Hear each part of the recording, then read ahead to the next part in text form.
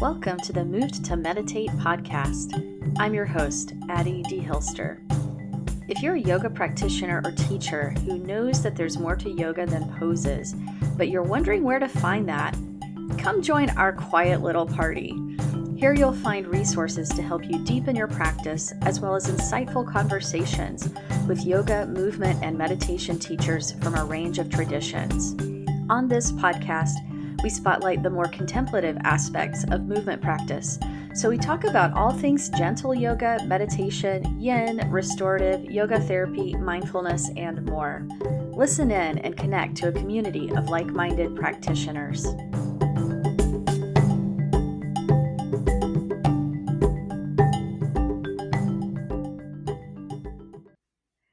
Hi, everybody. Welcome. So today we are talking to my friend, Robert Lurye, who is an artist, an educator, and a meditation and yoga practitioner. He's a certified mindfulness teacher, an MBSR teacher through Brown University's Mindfulness Center, and also a facilitator for the Mindfulness-Based Habit Change program, which I think he's going to tell us a little bit more about later on in the conversation. But today we're going to talk a lot about practices that can help us contend with anxiety. Anxiety is a big topic. So, Robert, I kind of want to turn it over to you and just kind of let you tell us a bit about your background and, who you are and what you do. Yeah, well, thank you for inviting me. I'm really happy to be here and just be in conversation with you. So you want to know more about my background and what I do? Whatever you want to tell us. Yeah, well, you had a good introduction. I am an artist, and I am a meditation practitioner and a facilitator, teacher is another title, but I certainly always consider with this kind of teaching that it's really equally being a student, certainly in the role of a guide. So I am a filmmaker. Have done animation in Los Angeles for a long time at DreamWorks Animation, feature animated films, a stint at Disney Animation, and a long time at a little company called Rhythm and Hues that did work for other studios, like for Babe or Life of Pi, won Academy Awards for both. Not myself personally, but the studio. So Rhythm and Hues, I just like to give them a little plug, and they're no longer in business, but close to my heart, where I started my career. But what I find, what I can bring from being a animation and special effects artist as part of my artistry, that we really get deep into as artists, emotional response to what we're watching. And that it's 24 frames per second. And as an animator, the art is motion. Being an animator, you animate bodies and movements and poses. And then the whole film has fade-ins and fades out, looking at the future, looking at the past, drawing emotions of happiness and sadness and fear and anger, anxiety, anticipation. And that's an art form that is so full of really what so much of practices are about. And realized maybe even more recently how much that background informs how I teach and how I practice. That's so cool. I never thought about it that way, but being an animator and that kind of artist and storyteller, you're like a student of humans and of characters and of emotions. And that's pretty neat, the way that would inform your understanding of all of the actual human characters that you might meet in your life and in your classes. Yeah, and it's goes pretty deep, and it also has to do with looking at cause and effect, and that how things pass through time. And for the cause and effect, which is such an important part of the Eastern philosophy of perhaps karma, for example, that Just visually, if we're like animating a candle or a light, you need to have smoke coming from it and have another light that shines and flickers, and every detail has to be done in such a way that you see cause and effect. A footstep might of a bunch of running horses will create dust, and light creates shadow, and every detail has to be there to create this sort of illusion of some kind of, even if it's really animated reality. But it's also true of live action effects. So it's also a deep component, like all these dependencies, and what creates the illusion of reality, and how to manipulate it in such a way that it can move the audience. And, I can see how there's overlap between those worlds, like that world of filmmaking and the world of meditation and yoga and practice. And I'm wondering like what it was that drew you to becoming a practitioner in your own life, and like why you went down that road of studying mindfulness.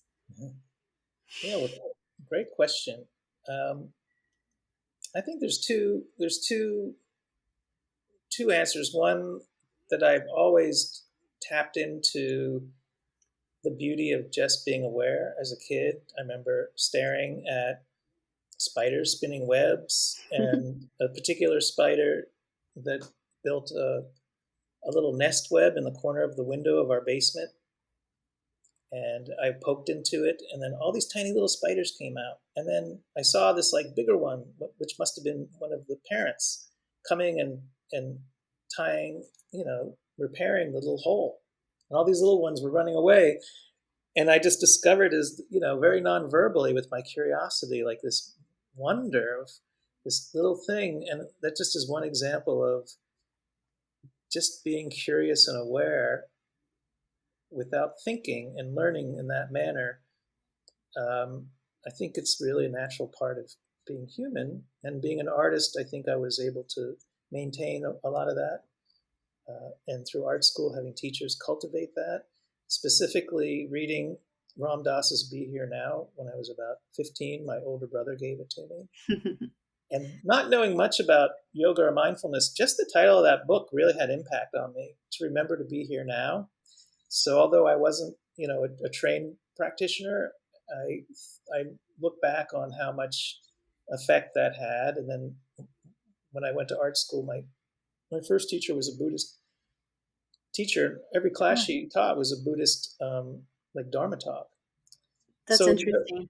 oh yeah, she would talk about things. And one of my favorite quotes is, "If your necklace has a knot in it, don't pull the chain." And when we would draw flowers, she would say we could draw these flowers for every day of the year, and we could see they'd be beautiful and budding, and the next day we'd see the petals fall off. That we could draw them every day for a year to follow or an apple rotting. She would talk like this. It's like And impermanence. oh yeah, like every class was about It's was like a Buddhist teaching, and I could go karma more into it. I lesson. could go a lot more into it, but I didn't. It was like looking back at how many influences to modern day, which is, I was feeling really annoyed about how all the deadlines in the animation studio, and felt like Hmm. I needed to have some kind of guidance. And I discovered there was a mindfulness meditation offering at the Wellness Center with my union, the Animation Guild, local 839, and Awesome. I went, and it was really weird. It was like they're telling us to pay attention to the buzz of the lights, and there was someone vacuuming out in the hall, and I left thinking that was weird.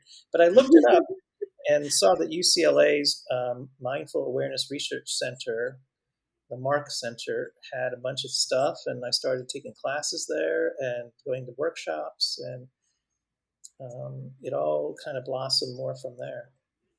That's so cool. And it's cool to hear how the seeds were planted like earlier on with the Ram Dass book. And I can relate to like your art school experience of having like a art school Dharma teacher, stealth Dharma teacher, because when I was in music school, my flute teacher was kind of this eccentric character, and she was really into yoga, and she was probably like the only vegetarian person at the University of Alabama at the time.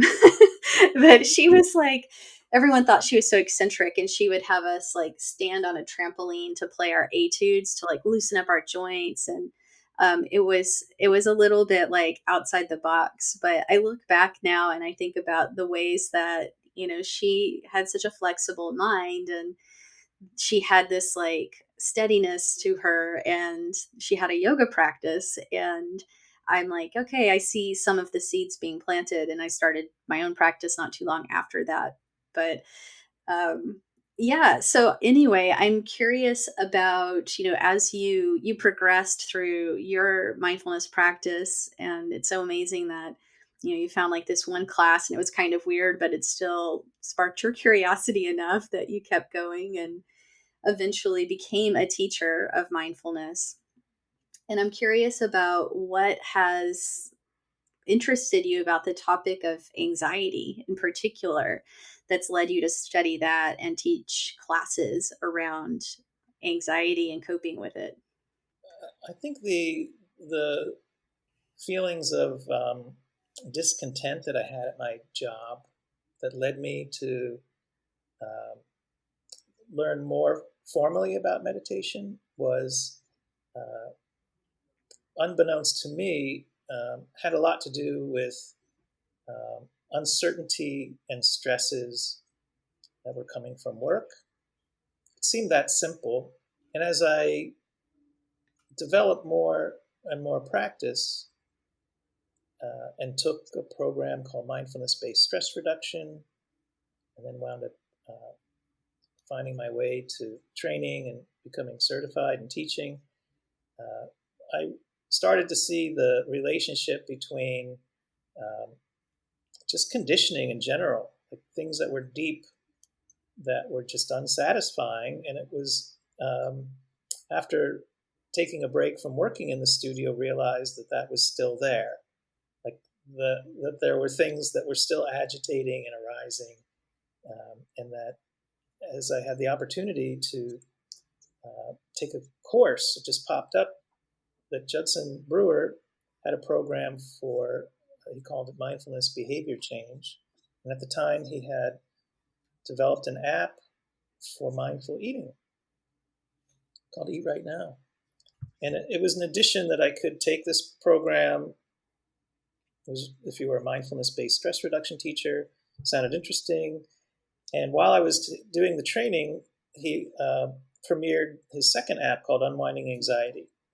And I wound up signing up as a practitioner, and it would have included, the training would include being some kind of facilitator for that app as well.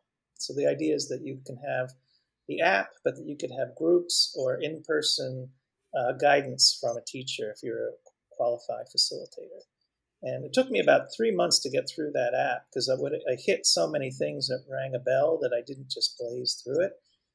And since then, realizing in what is referred to in the Buddhist teachings as samsara, sort of this endless suffering or these cycles, really are very much, in a practical sense, I believe, habits.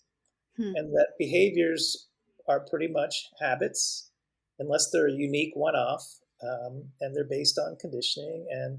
And so in some ways, I've sort of believe a lot of what Judd has been teaching is that most of our habits, we could also say, are, most of our learned behaviors are habits, and that anxiety could actually be a habit itself, and that many of our habits are based on anxiety, and that the definition of anxiety is quite simply, from the Oxford Dictionary, I'm going to pull it from my memory, feelings of worry and nervousness, typically from an imminent event that has uncertainty. So a Mm. future event that has uncertainty. And so that's pretty much everything. Like everything from going to a restaurant and choosing what I'm going to order has uncertainty. And if it becomes a little compulsive, if it's a habit, it might be I have to read everything on the menu because I want to be certain. That would be kind of an anxious person. somebody who may be even a little bit OCD. But there's always uncertainty. This is the idea of an impermanence. And I see the relationship of impermanence and uncertainty, and how when it becomes maladaptive, it can be suffering. Yeah, there's so much in what you just said that I want to unpack a little bit. And yeah, this notion that we're always facing uncertainty, and it feels like we live in especially uncertain times, but it's always uncertain. We really never know. Anything can happen at any time, and that's the Buddhist teaching, right? Of, the endless cycle of samsara is just like that's the human condition. And that's why we struggle, because we're kind of stuck with that, and that's the reality of how it is and what it's like to be a human trying to live life. So anxiety arises, but I think it's such a powerful idea that maybe anxiety is a habit. It's like maybe it's a form of habitual reactivity, to put it in another kind of mindfulness term, like it's a reactivity, a form of reactivity. So then that opens the possibility of working with it, right? So yeah, so I'm kind of curious. You mentioned, the term samsara and stress and anxiety. What about the concept of dukkha, which is common to both Buddhism and yoga? How would you relate dukkha into this like mix of vocabulary and concepts we're talking about? Yeah, I read it somewhere recently, and I can't attribute where. The name, the word dukkha, dukkha, dukkha, dukkha sounds like a flat tire, like being in a car in a flat tire. And that there's that experiential, riding a bike or a car that's got a flat tire. And I love that's kind of the word origin, that the ka means the axle of a wheel that's like imperfect. And Hmm. the ka is the whole, and the do is the bad. So the bad axle, and that kind of helps me understand this word origin, that it is kind of a bumpy ride. Um, I know there's a teacher, Lee Brasington, simply refers to it as when something is a bummer, but it's unsatisfactory. So I think that the feelings of discomfort and pain are all maybe the trigger, but the dukkha is really the mental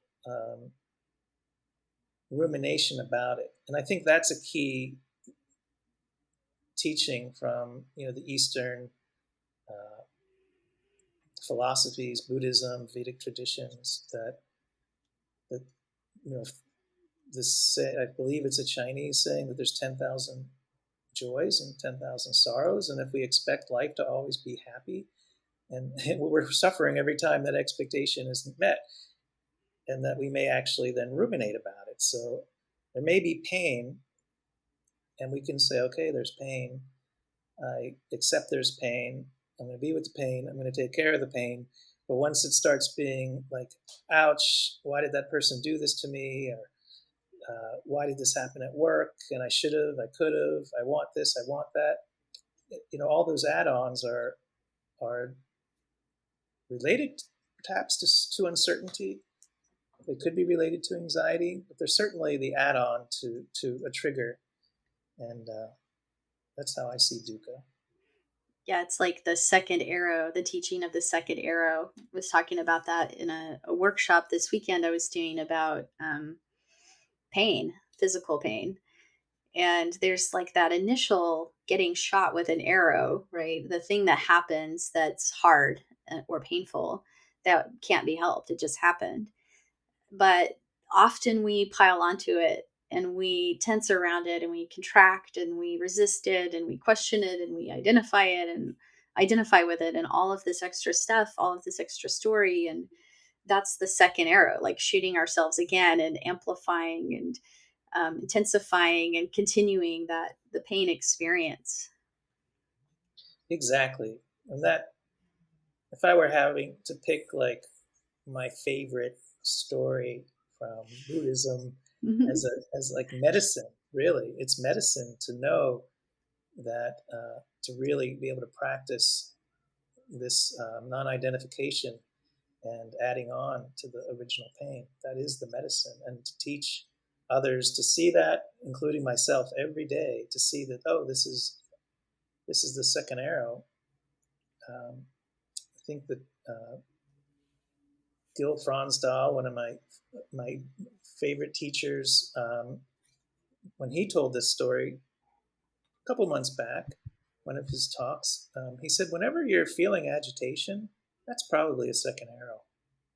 Anytime you're feeling agitated, just look at it and see if it's like adding on to some original trigger. It could be that easy. And then, seeing the cause. And that's really this idea of learning about anxiety and to teach people about anxiety is quite a bit about knowing that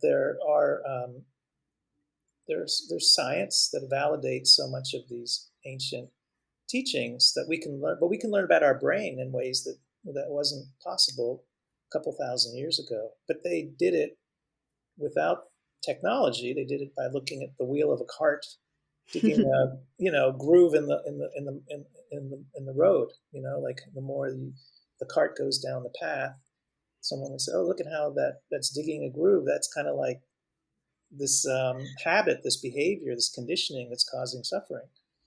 And today, it's validating by looking at MRIs and looking at like the regions of the brain that light up when there's pain, or regions of the brain that light up when there's self-talk, and identifying the part of the brain that self-identifies, known as the posterior cingulate cortex and the default mode network, Yep. and that there are these evidence-based practices that are all ancient practices, focused awareness, open awareness, loving kindness, that all quiet that part of the brain.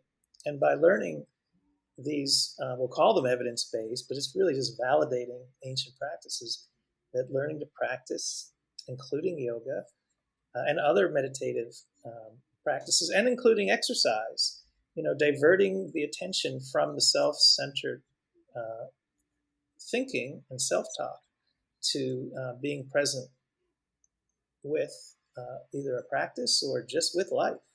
And that can quiet that down and reduce the adding on, reducing that second arrow. So the more we learn about our brains, the more we can work with them. I love that. And I think it gives us confidence in these ancient practices and teachings that have been passed down for a reason because they work. But it gives us even more confidence in it when we can see images of brains lighting up and, know that it worked for someone else and that it's something that can be validated.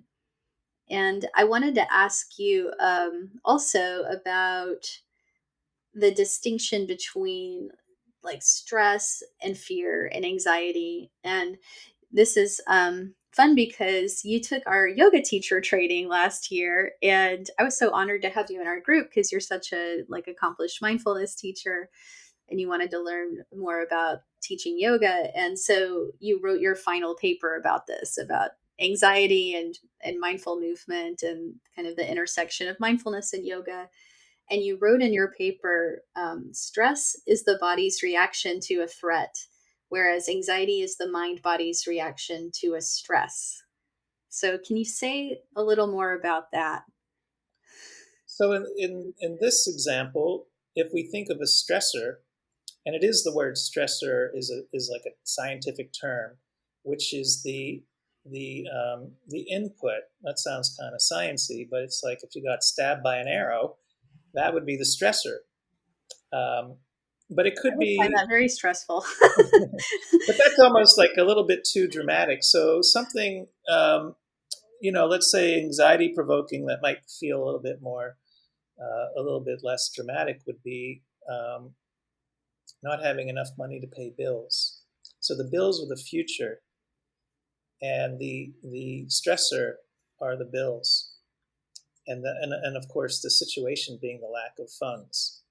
And so there could be an embodied feeling that is often felt um, in different places of the body, as well as mental pain. It could be a feeling of emotional mind-body pain. And so this idea of anxiety also being a combination of uncertainty with fear. So fear and doubt, another word for uncertainty is doubt. Fear and doubt are really like, mixology for anxiety. That's the anxiety cocktail. Yeah. You And had, stress, the go definition ahead. of stress can be really tricky. They're so close to each other, too. Yeah.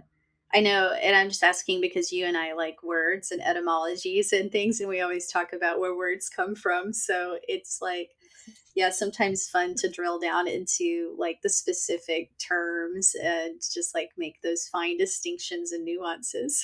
That is such a great point, because I realized just now I have never looked up the etymology of the word stress. And it's kind of a big hobby of mine. But I do know that, I did give a little bit of the origin that this idea of stressor is the input. It's what causes, the nervous excitement. And Hmm. excitement being also like the scientific term of excitement. But anxiety, because you mentioned it, I do like to share that. The etymology I don't have it to read it right now, but I just can tell you that the word, it comes from like the root being anx, um, and that it also branches to what's called Proto-Indo-European languages. So it's where European languages have a bridge and a connection to the East Indian languages, and Sanskrit in particular, and all this other branch of language. So that this root word means to be squeezed or choked. Ooh, squeezed, like Squeezed or choked. contraction. And that's like, how does that has been passed down from Latin and then brought into English and all these European languages, and that the feeling, the literal meaning of anxiety is to be squeezed or choked. Wow, that's so visceral and so somatic.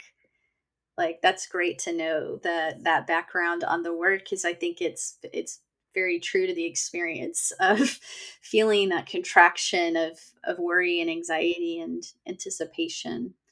Yeah. And I think a lot of us can relate to it. And you had in your papers some really interesting statistics about sources of stress and anxiety that we're currently living with. Like right now, it's September 2021. And not surprisingly, you reported that the majority of people were reporting stress related to US politics. It was a US survey, but politics, the pandemic, and that more than two-thirds of Americans, 67%, were somewhat or extremely anxious about the impact of climate change on the planet.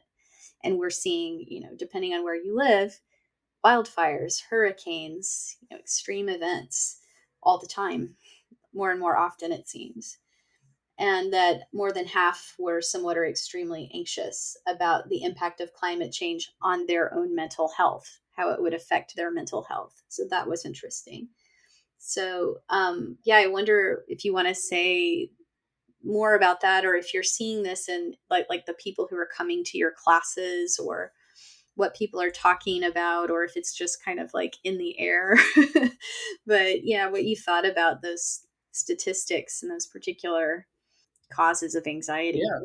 Yeah. Um, well, as just a side note, I wanted to point out that, like, it seems like such a difficult topic. Like, why is this something I'm focusing on? Because it's something people don't want to, people want to run away from it. And that's exactly the point, is that when we actually name it and talk about it and face it directly, and we can practice um, to work with it.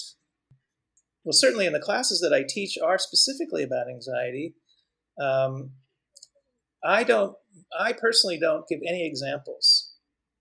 I will give the definition of anxiety. I'll ask people, where do they feel anxiety.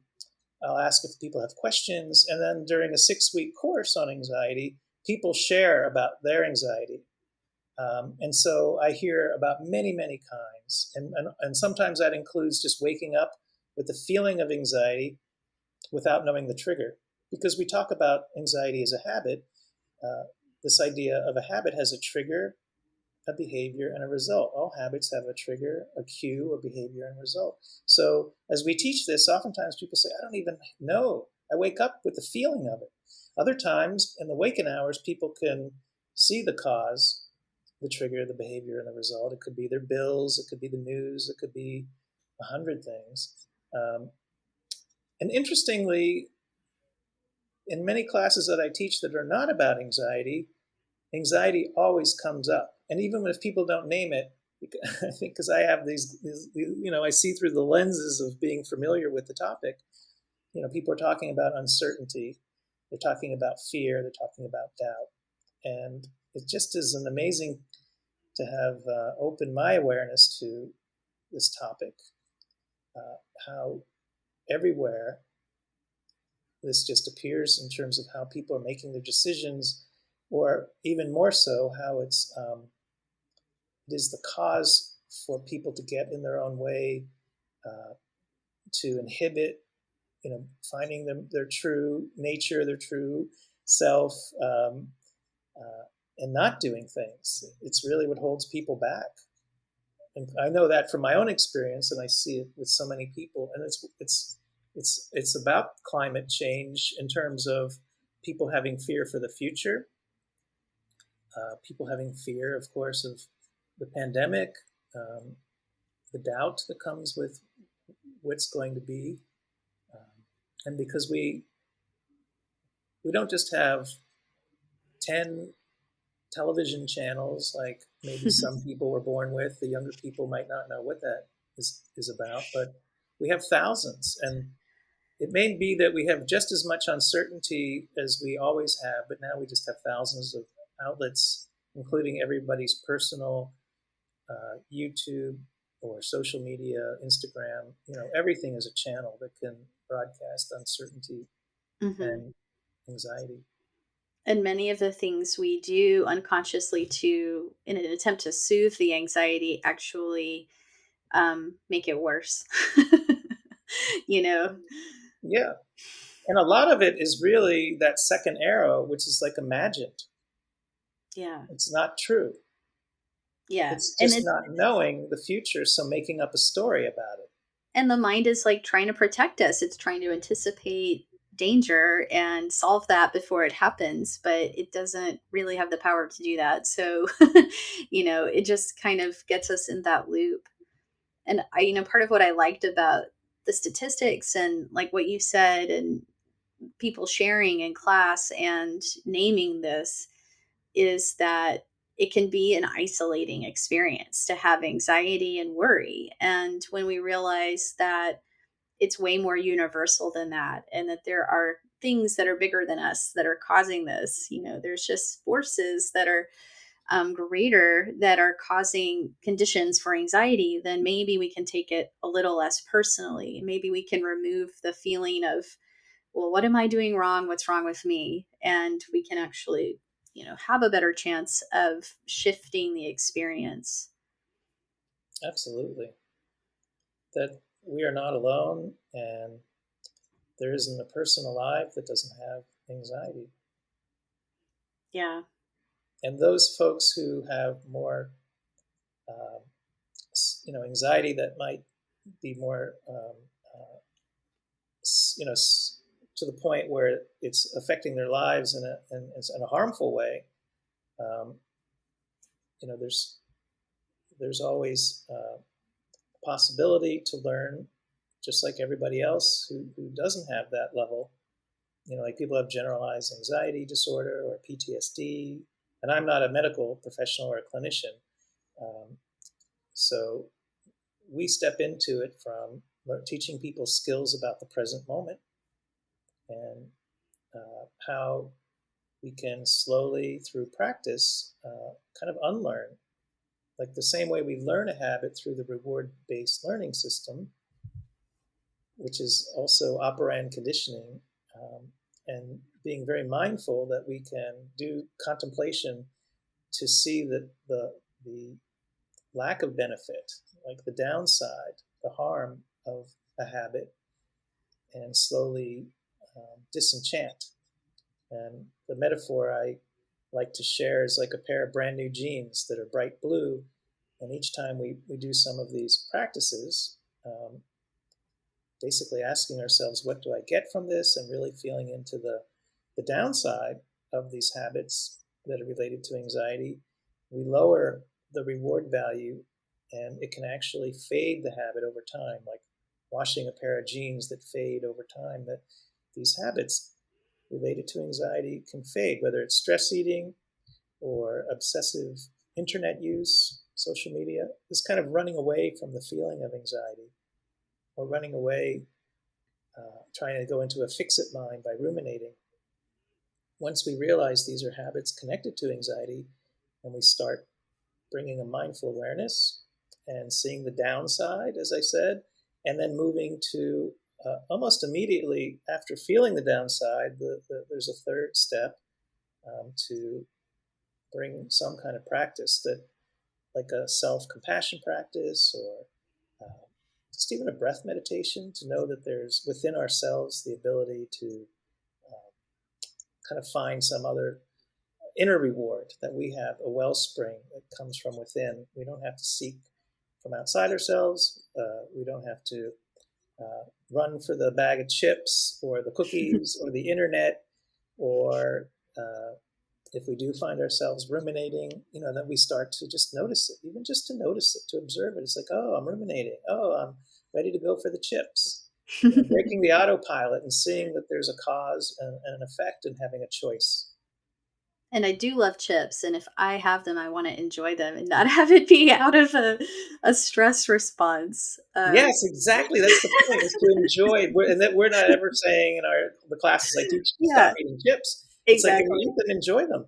Exactly. And I like, this word disenchantment, because I think that's part of the hook with anxiety and worry is like there is a part of us that believes that we're solving it or we're doing something about it's like part of us needs to do something about the problem, and maybe we can't take immediate action, but that part of our brain is still active and it's like trying to solve it, it's trying to do something, it's trying to protect us, and what it's really doing is exhausting us and making it harder for us to see clearly and actually do what needs to be done. And it's really just like creating a bunch of suffering. So, that's the disenchantment. We have to see through that before we can choose something else, because it's not easy.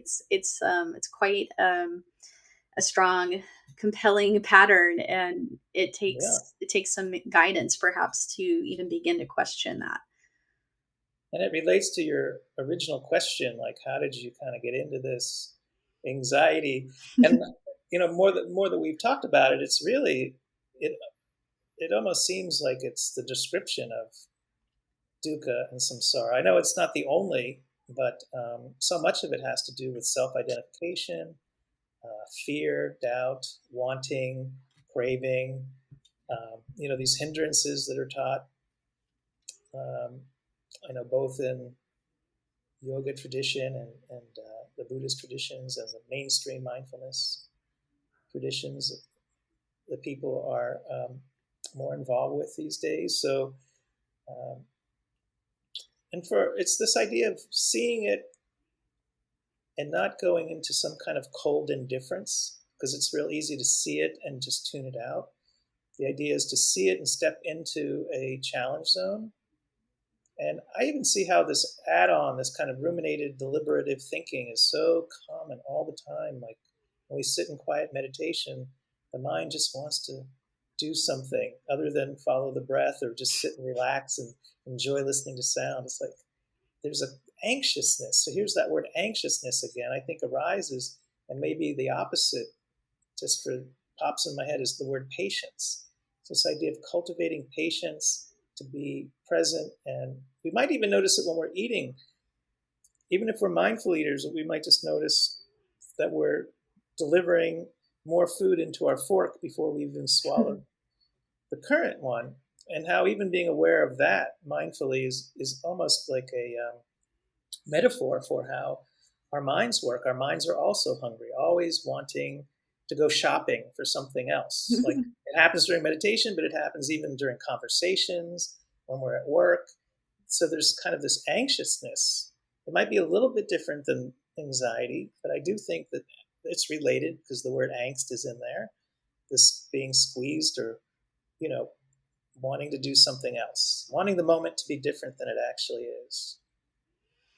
Yeah, it's so much at the heart of the teachings of mindfulness and yoga and Buddhism. And this is like one specific way of talking about it. We're talking about like our everyday anxiety, but it's really like it does get to the heart of what all of these teachings are about, the kind of freedom that they promise and offer.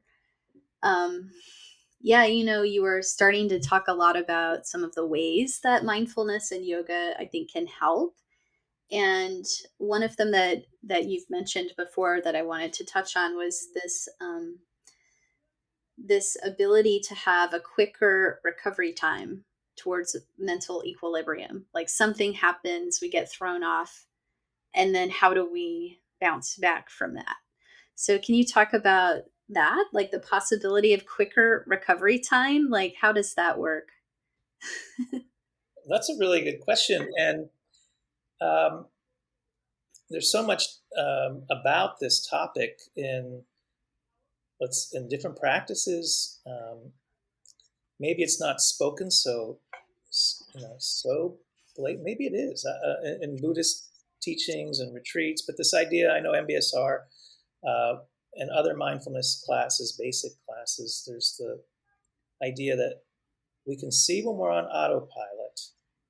Maybe it's after the fact that we reacted, so that there's some kind of stressor. Let's say an earthquake, a metaphor, and then afterwards there's a tsunami that might follow.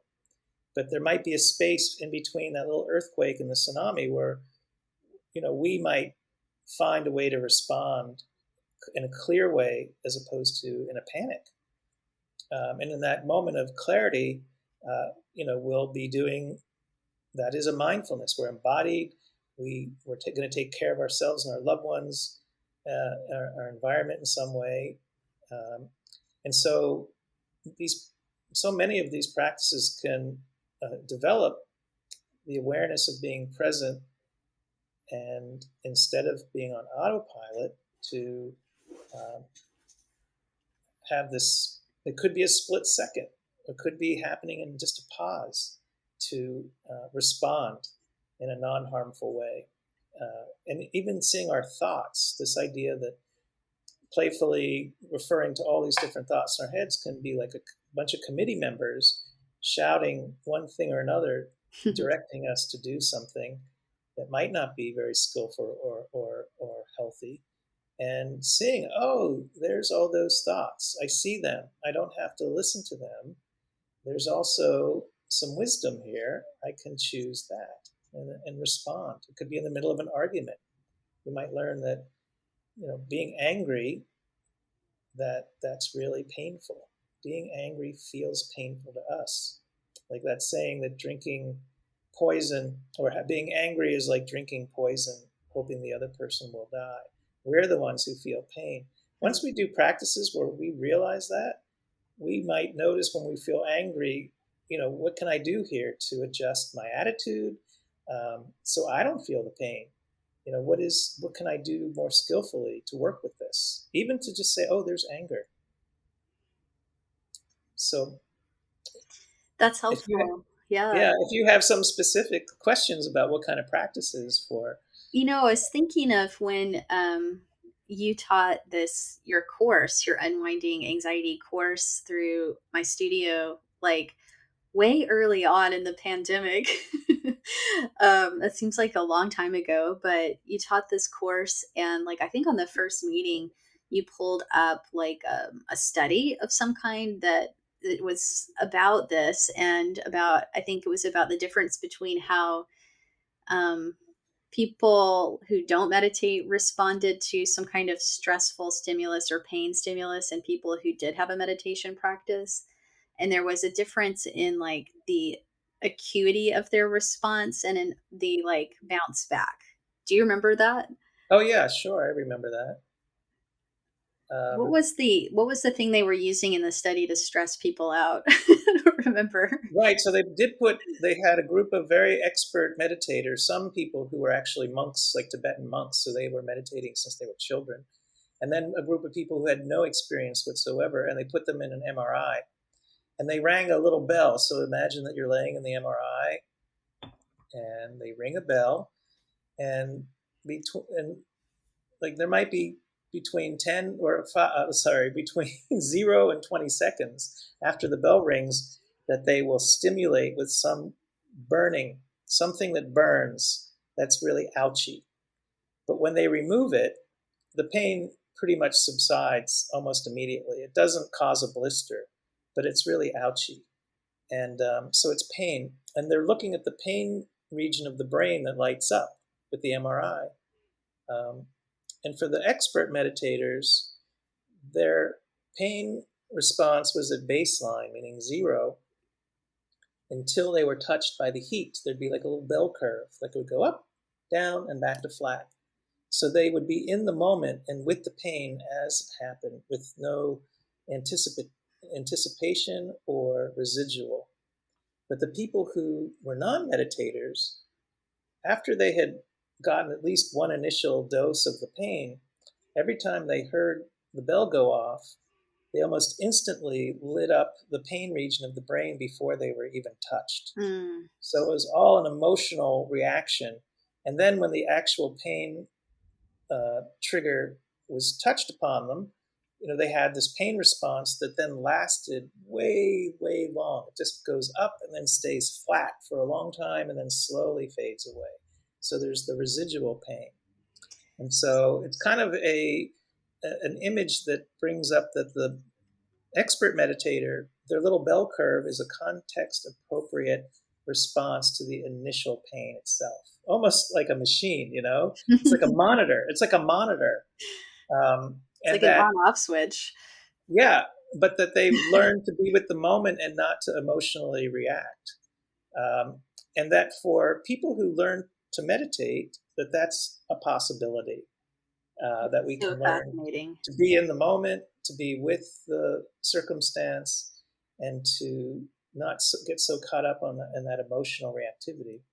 That's so amazing. Like they didn't have the dread that was causing pain for the non-meditators, and they didn't have the like after effect of like holding on to the pain.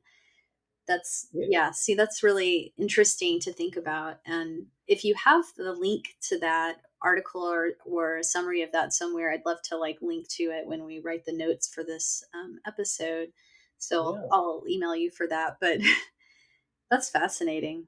I do, and I saved a YouTube, and the starting point of the talk by Richie Davidson from University of Wisconsin, who was part of that study, so people could actually listen to it Cool. firsthand. Yeah, Yeah, I think that would be really interesting to hear more about.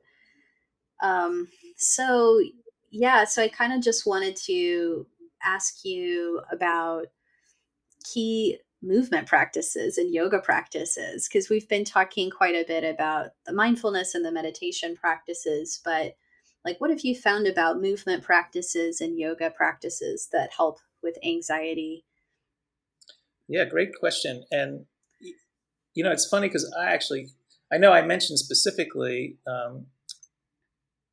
some classic examples, but in my mind, they're equal, and that in all of my classes, I I lead some moments of uh, mindful movement with guidance to really be very conscious that we're not on autopilot. So we just bring our arms over our head and on an in breath, reaching our hands towards the ceiling and then gliding down very consciously, feeling the air and maybe the arm muscles, clothing, and then being quiet and allowing people to explore that with curiosity, playful curiosity, and that each moment of stillness we can reflect on how we feel now as maybe how we felt before, feeling any kind of mind, body, thoughts, sensations, emotions.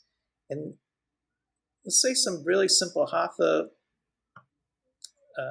practice, doing these practices mindfully, meaning that it's really contemplative, that it can be done in a slow manner, of course, in a manner that one is not being non-harming, like so they have to move their body in a way that they're keeping balance, and that there's really, I think it's a state of mind, and probably any asana uh, can be a form of um, contemplation, to be with the moment, and any practice to be with the moment moves from the self-centered thinking into being with the body, being with what's present, whether it's seeing and hearing or feeling or internal sensations. And so working with people for a number of years, it's not so much which type of yoga, but the whole attitude brought towards it. And even really just doing, I'll have a class like on Zoom with 5 different postures. Um, and I think the guidance helps to really guide people for it to be contemplation, to be clear that this is not exercise, that this is really feeling directly into it. And also the contrast, how does it feel before? Or if Mhm. you do a stretch on the left side and then come back to just sitting, notice how the left side feels different than the right side. And it's inevitable that most of the people are going to feel that difference. So it's like, you're bringing your curiosity. Uh, and then the whole way through is just getting people into their body as much as they can out of their head. And if they do fall back into thinking, to just invite them to say, oh, there's thinking. There's a lot of thinking. And just be okay with that. And those practices are all about quieting down that self-referential portion of the mind. And I'll use myself as an example. To get into the discipline of doing, I love to do Ashtanga yoga.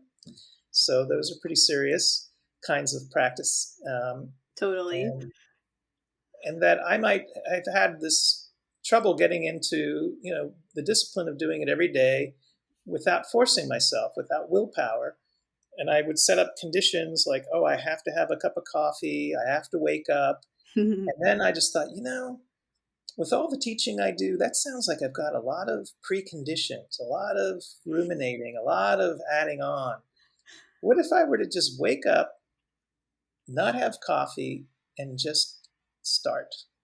I mean, wash my face or something, but it seemed impossible at first. And then I realized, that's it. It's like between point A and point B of saying I'm going to do it and having a cup of coffee in the morning. Sometimes I just don't do it.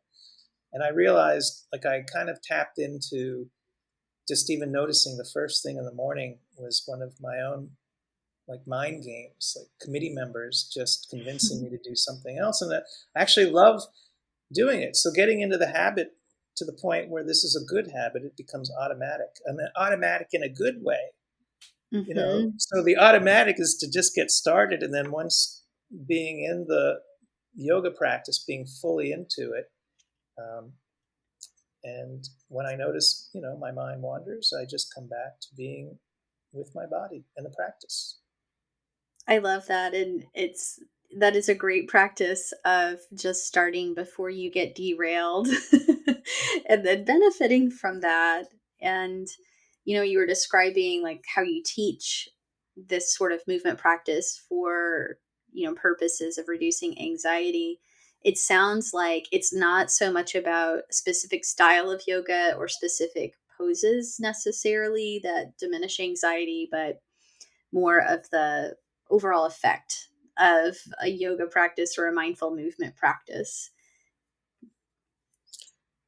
Yes, I think this idea of having it clearly, even helping people to know that there's something called the default mode, if they want to know that, and that this is a very loud part of the mind, that the reason there are reasons why we can directly feel the stretches or feeling the movement or feeling the stillness.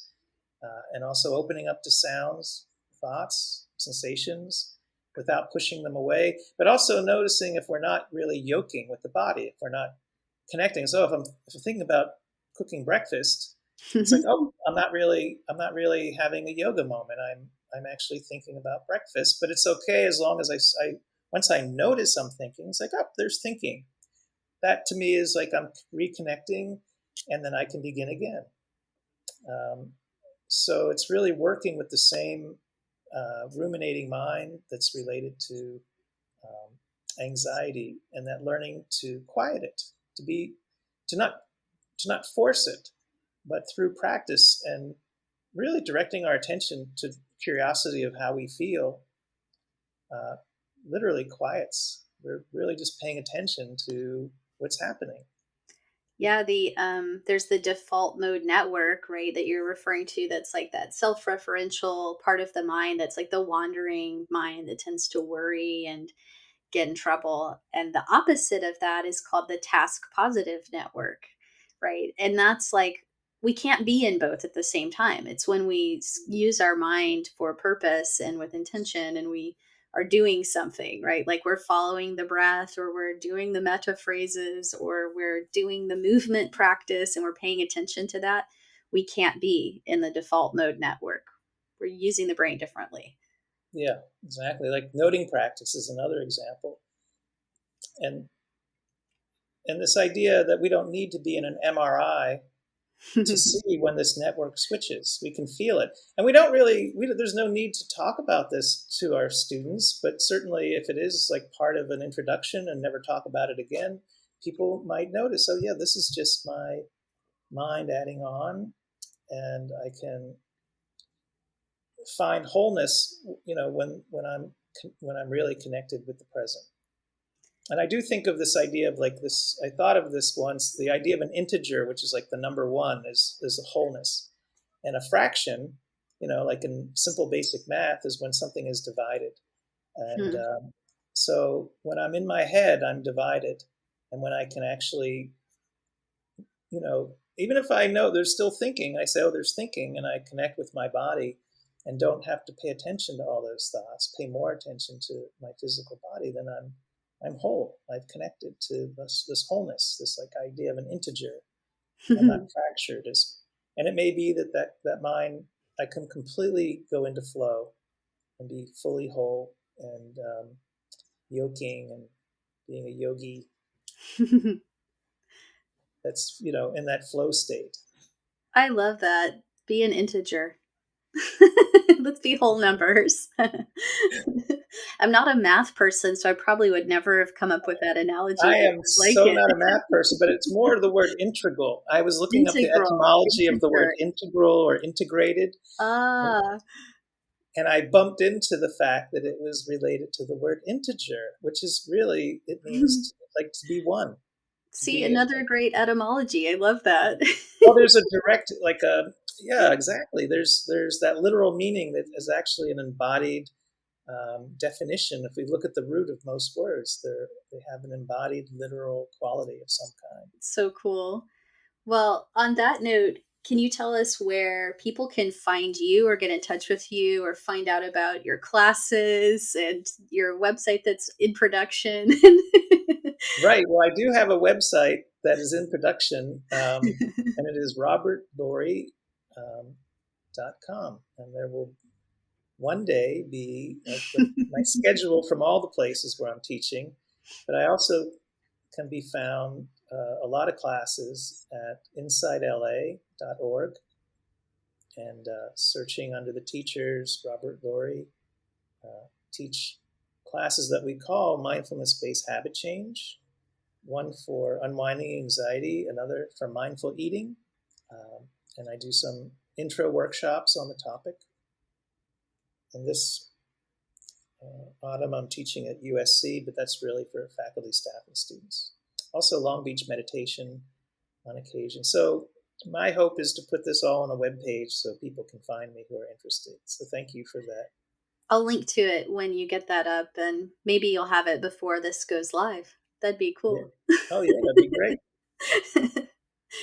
Well, thank you again, Robert. I think we've covered a lot of ground here, and I think people will find some interesting gems to think about in this conversation about working with anxiety. So, thank you so much for sharing. Yeah, thank you for inviting me. It's always a pleasure to see you and spend time with you. So that's today's episode. If you enjoyed this conversation, please share it with a friend and or leave us a review on Apple Podcasts and help others find us that way. To learn more about my work, the Moved to Meditate class library, live online classes, teacher trainings, and private lessons, go to movedtomeditate.yoga. Thanks so much for listening.